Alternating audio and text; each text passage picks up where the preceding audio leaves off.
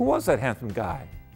This week on the Four Rivers Ag Report, we'll meet another crop guy if I can get up off the sofa and don't buy lakefront property, at least not on this lake. And we start a new direction with a new segment. All that and more on the Four Rivers Ag Report.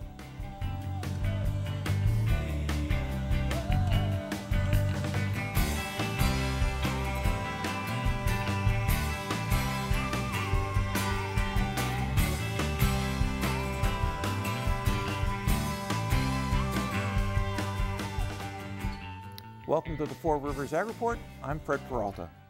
Are we sure this is February? Someone would have told me if I slept through it, right? The last couple days were so nice, I've been tempted to go coatless. But, you know, this weekend was so cold, I couldn't wear enough clothing. Ah, winter. As we look forward to spring, we're continuing our visits with the guys who help us keep track of the growing seasons, our crop guys. This week, it's Coles County's Bill Uphoff. Well, with us with our continuing visits with our crop guy is Bill Uphoff. He's our Coles County correspondent. And Bill, you made a mistake of picking up the phone last year, and look what happened to you. You're back. It's been a real treat. Well, it's been great fun for us, and you are eyes and ears for Coles County. Can you tell us, tell us the tale of woe that last season was? Well, obviously the drought hit us there at the end of June and never let up, ultimately till Hurricane Isaac.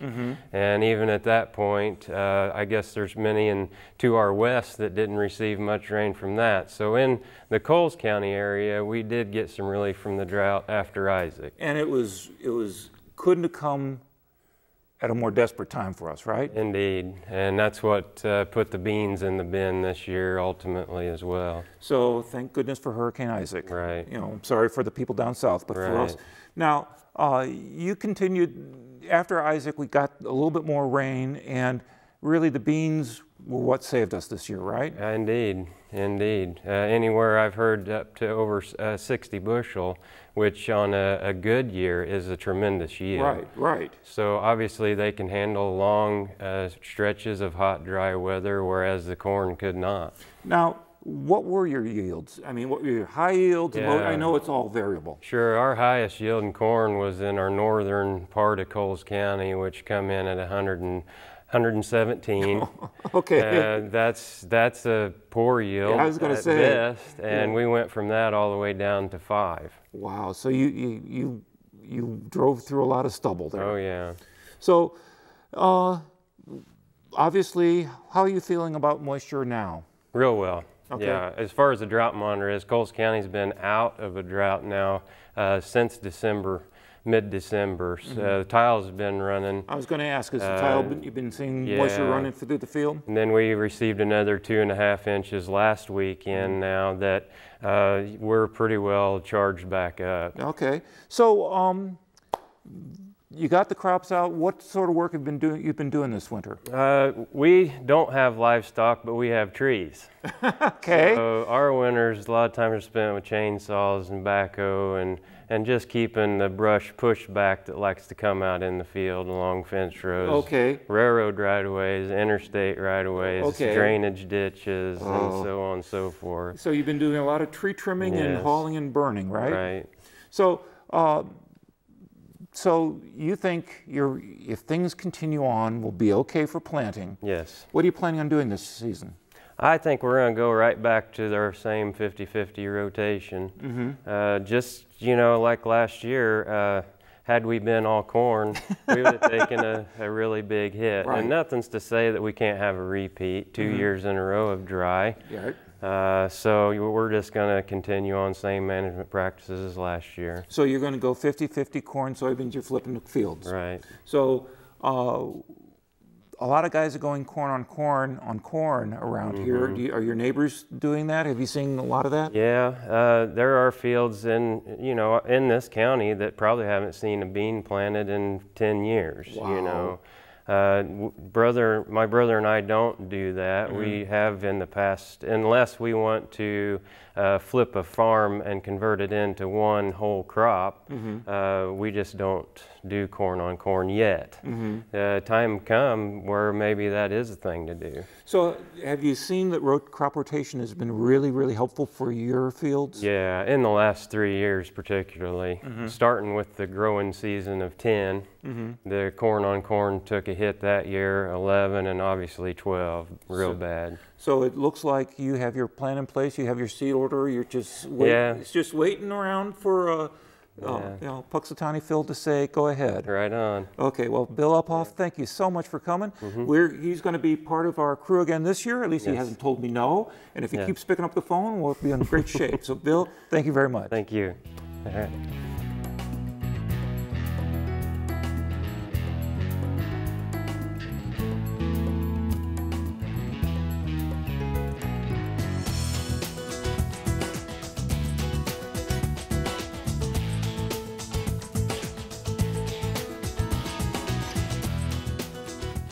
Monica has livestock news, profit news, and a story about disappearing lakes. Monica? Thanks, Fred. I'm Monica Becker. It's February, and with Puxatawny Phil double dog daring spring to get here early, we might not be far away from getting busy in the fields. But until then, the USDA is busy updating other agricultural items that can be counted. The NASS just released the livestock report, and there's a bit of a surprise in the numbers. All cattle and calves in Illinois are up from last January from 1,070 to 1,120, an increase of 105%, but the news is that cattle are down nationally to 98% of the 2012 total. As a matter of fact, cattle numbers are down to the lowest level since 1952. Beef cow numbers are the lowest since 1962. Guess why? Yep, the drought. According to Chris Hurt, a Purdue Extension economist, this is just the latest of a long line of issues for the decrease in cattle numbers. The drought, of course, destroyed pastures and forage supplies and sent corn prices soaring as supplies became limited. In fact, the USDA reports that hay supplies are the lowest in 5 decades. The hay crop was limited by you-know-what, and hay supplies were used up as corn prices rose and producers needed something to keep the cattle alive. But Hurt says that the industry is setting up for a turnaround if we continue to get the rain we need to improve pastures and the crop yield. The USDA agrees, saying that producers could see an improving price increase this spring and stay elevated. If feed and other costs come down, this could mean multiple years of good returns and potential expansion.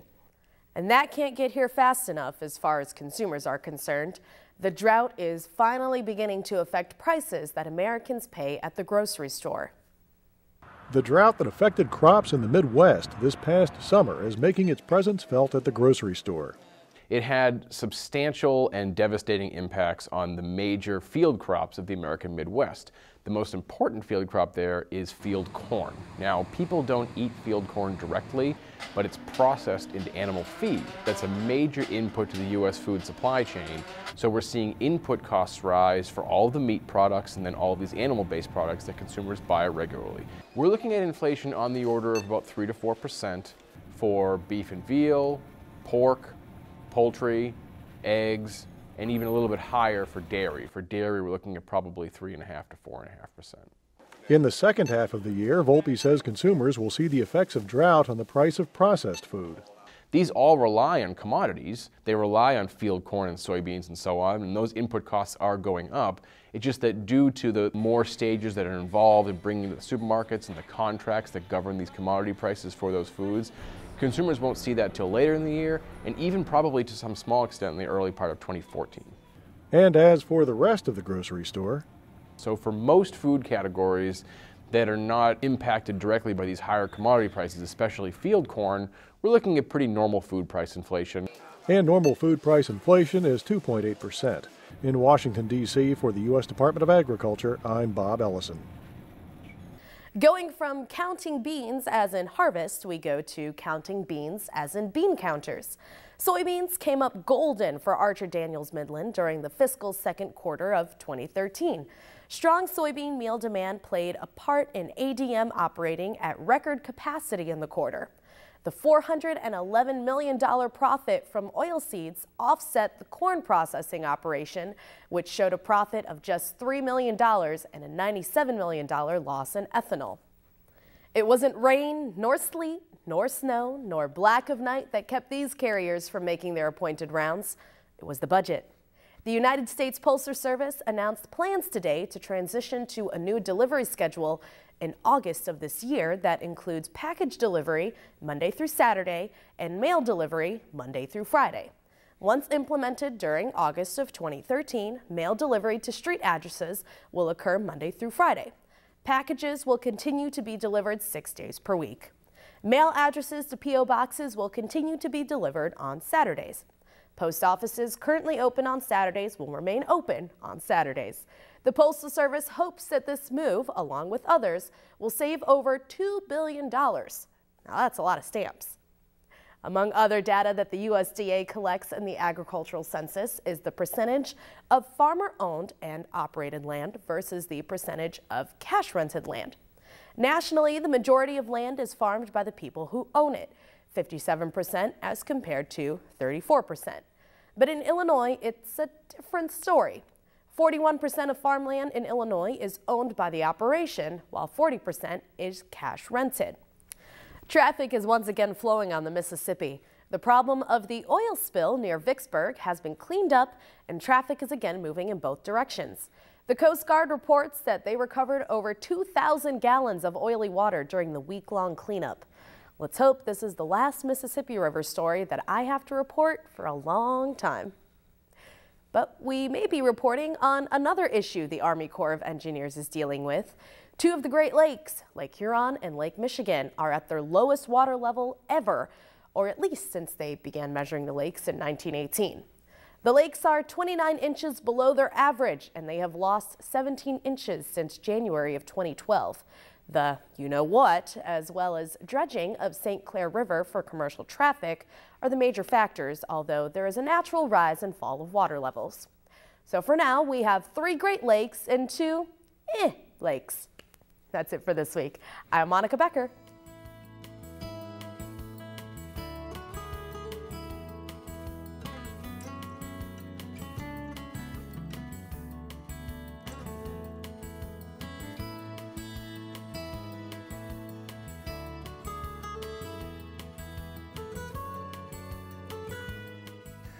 So wintertime is that time when you can sit back and regroup and get up to speed on the latest stuff that's new in your field. And Dave Shalee here, our Ag and Natural Resource Educator for the U of I Ag Extension in our area, is here. And Dave, what's up? What's new? Well, lots of things. This is a busy time of year for commercial corn and soybean producers getting last minute education, and talking about, what are they going to plant. So for commercial and for the big guys, commercial operation, there's a lot of stuff you can do this time of year to get ready. And one of them is get certified for pesticide application. Isn't that correct? Yeah, every 3 years, our commercial applicators or private pesticide applicators, and those are our corn and soybean producers primarily, have to renew their license. And so they can either go through a training session that the University of Illinois Extension provides, but here coming up on the 14th, there's a test-only session offered in Charleston out at the fairgrounds. So it's an opportunity to just come in, 9 o'clock, get the test out. So if you've taken the test before, or if you've done the online study guides and you feel qualified, you can come to Charleston on that day and take just the test, right? Yes, correct. There's no training, so you need to, get out your manual, your workbook, do a little reviewing, or go through that online training that the University of Illinois Extension offers, and then take the test and you're done. Okay, so how do you sign up for this test?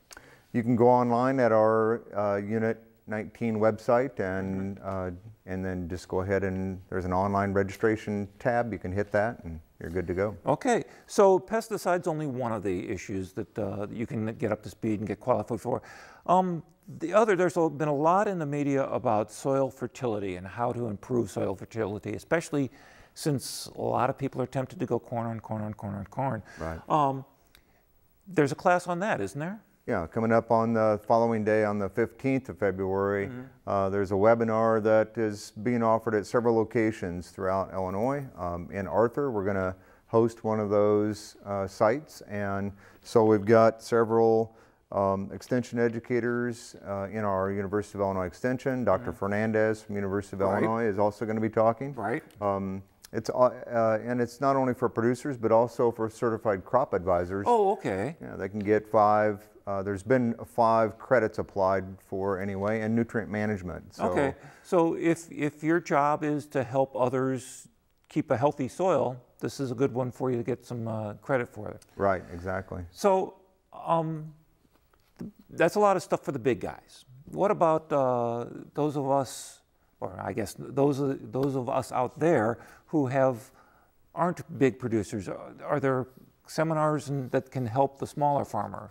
There are, and I think I mentioned before, we've got a series of webinars that are being archived every Thursday at 1 o'clock from now through March 28th. So you can excellent. check our website for that schedule and the topic that's going to be presented that So each week there's day. a different topic for Yes. Yeah, and then on Monday the 18th, we've got a webinar. It's hosted by the College of ACES at the University of Illinois on fresh market tomato production. Ooh, excellent. So if you're growing tomatoes in the backyard, want to get a few tips, and maybe think about expanding, but especially for those commercial producers of tomatoes, it's going to be a very good webinar. It's 6 to 7:30 at night, and we are hosting a location again in Arthur that normally you can go online and just watch it from home, but if you want to come to an extension office, then you can do that. So it's for those interested in growing tomatoes either in small or in volumes. Right, and they're going to address field production, but also tomato production in high tunnels, getting that jump start, this spring.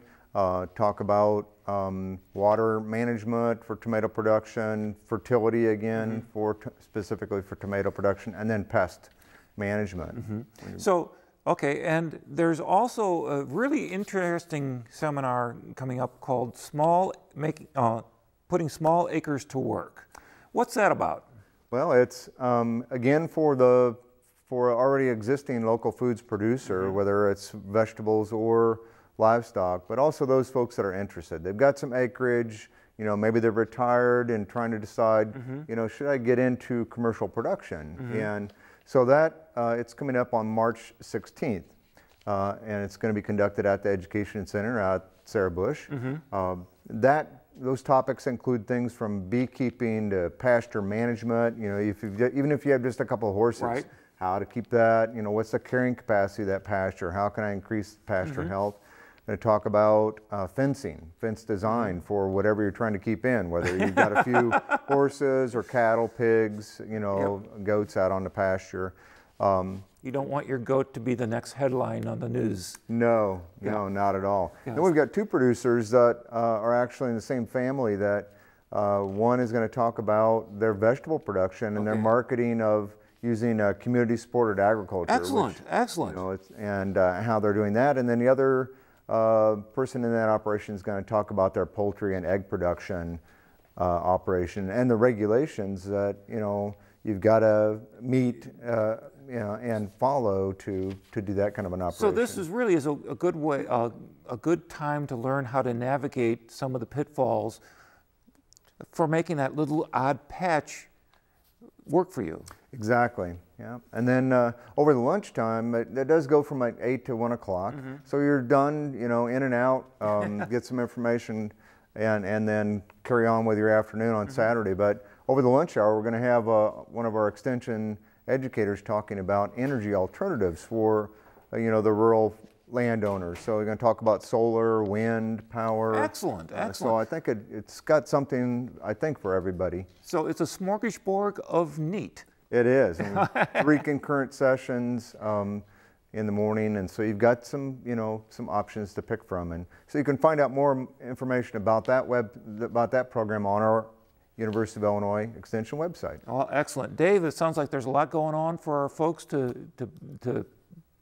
stoke up their brain fires. So There is. So thank you very much. You're welcome.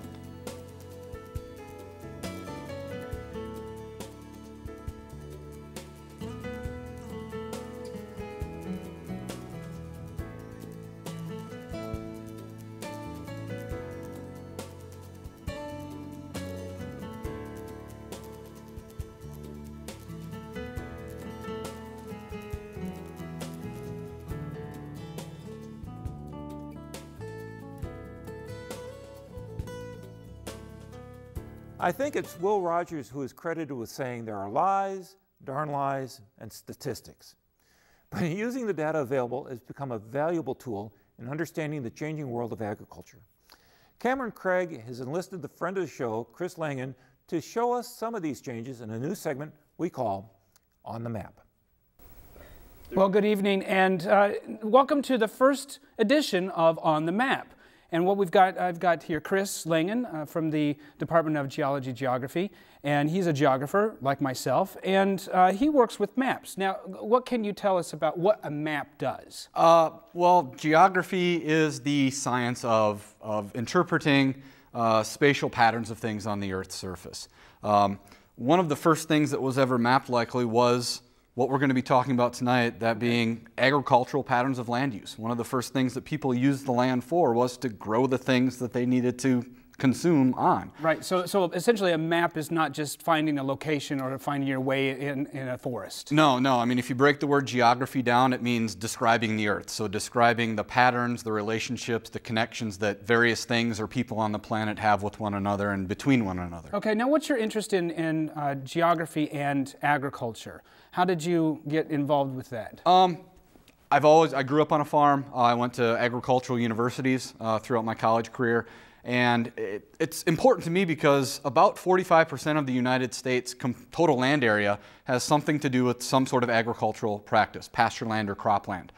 So understanding the changes in that, how that land is being used, and how what impacts we as humans are having on that is very important. Okay, so and you're mapping all this stuff out. Yes. Let's have a look at one of the maps that you created, and the changing corn belt. Now tell us what we're looking at. Well, the blue outline that you see on the map is essentially what the United States Department of Agriculture in 1950 delineated as the Corn Belt. And as any region, regardless of if it's a human anthropogenic type of region or a physical region that might show forested areas or so on, regions are very dynamic and change over time. So some of the research I've been working on over the past 3 or 4 years has been looking at how this region has changed. The regional definition that I've come up with that reflects more of a contemporary Corn Belt region today is what we see with the different shades of oranges and reds that we see on the map. The core areas of Iowa and Illinois, and then a little bit more diffusing out from that core area as you go out towards the periphery. Okay, and so basically the blue outline indicates what it was. What it was in 1950. Okay, and then everything's shifting to the north. Yeah, north and west. And the map up here to the upper right-hand side shows what we are seeing with that shift. Okay, like the central point. The center of gravity, yes, okay, is shifting both north and west as technology, such as irrigation, has entered into the picture with agriculture, as crops are able to grow in shorter growing degree days and so on. Okay. Yep. All right. So what can you explain, because as a climatologist, I'm thinking global warming. I'm sure others are thinking that way, but what other influences can that indicate? What's driving it mostly north and today more north and west is differences in crop insurance programs that are allowing farmers who used to plant small grains to plant things like corn and soybeans today. Various government conservation programs that go in and out.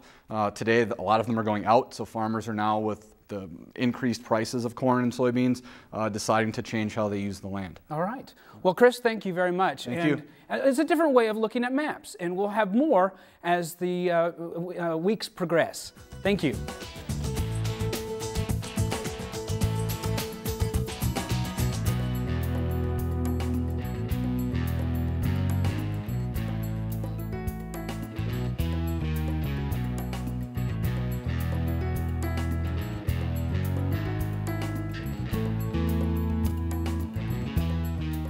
The commercial that stole the spotlight during the Super Bowl, at least around here, was the Paul Harvey God Made a Farmer. It was good. It was very good. But I can't show it because it was a commercial. Instead, though, I'd like to take a moment to remind everyone out there that while God made a farmer, legislators make policy. And farmers need to remind our lawmakers about the needs of the agricultural and rural communities. So go online, copy your legislators' email and phone numbers down, both the state and the national guys, and contact them at least once a month. Be nice, be respectful, but there is truth to the old squeaky wheel saying. Well, this squeaky wheel is about done for the week. Work hard, be safe, follow us on Twitter, and enjoy the beautiful sunsets. I'm Fred Peralta, and thanks for watching the Four Rivers Ag Report.